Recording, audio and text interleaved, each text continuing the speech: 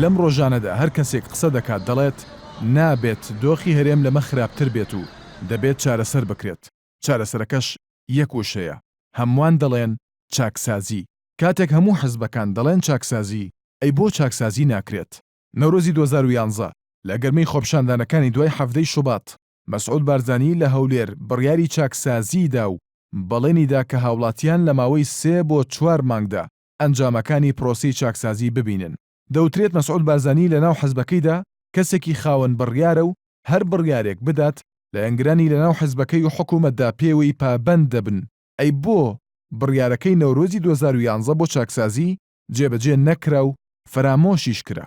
لە وڵاتانی دواکەوتوو یان تازە پێگەیشتوو حکوومەتەکان بەردەوام دیلن بەدەستی کۆمەڵێک کەس و گروپی دەستڕۆیشتووی خاوەن بەرژەوەندیەوە کە پرۆسی چاکسازی زیانی بۆ بەرژەوەندی ئەو گروپانە دەبێت.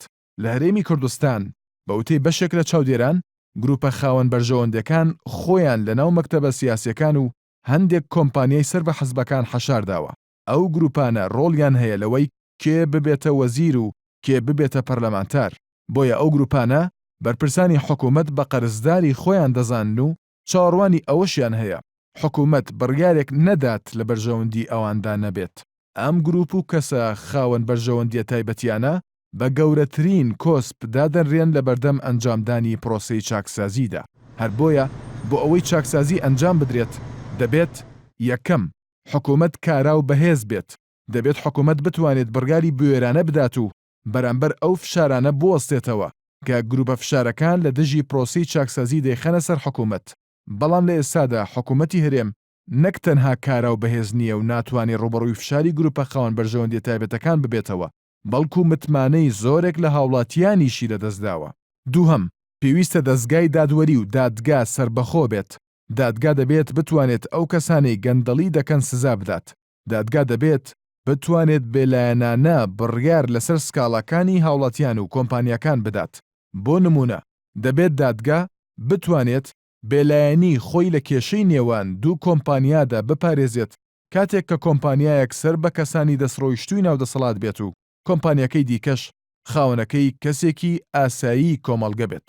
سێهەم، دەبێت دام و دەستگاکانی چاودێری وەک پەرلەمان و دەستەی نەزاهە و دەستگای چاودێری دارایی کارا بن و بتوانن سربەخۆیانە لێکۆڵینەوە لە هەر دۆسەیەک بکەن.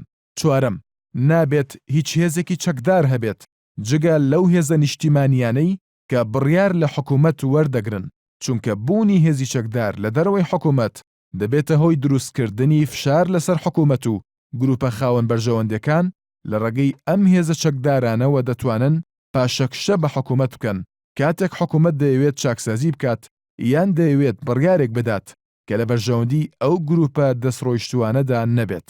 پێنجەم، گۆڕینی کللتوری کۆمەلگا بە جۆرێک کە کارکردن وەک بەها و پێوەرێکی ئەخلاقی سێر بکرێت و پاشەکەوتکردنی بەشێک لە داهاتی مانگانە ببێتە کللتوری کۆمەلگا.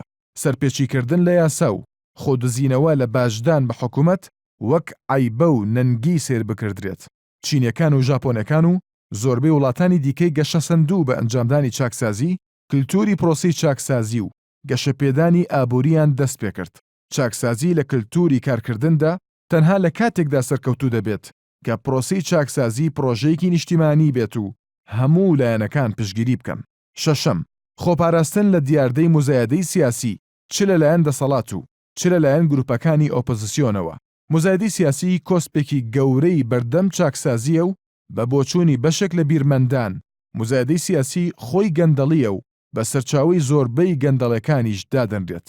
بە بۆچوونی بەشێک لە چاودێران لە هەرێمی کوردستاندا مزایدەی سیاسی بۆتە بەشێک لە کللتوری سیاسی زۆربەی لایەنە سیاسەکان و بە هۆکارێکی سەرەکی تێکچوونی پەیوەندی لایەنە سیاسەکان دادەنرێت.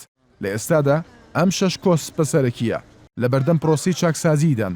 هەر بۆیە بەوتەی بەشێک لە چاودێران چاکسازی ڕاستەقینە سەر ناگرێت مەگەر ئەوەی ببێتە پرۆژەیەکی نیشتیمانی و هەموو لایەنەکان پێوەی پابەند بن.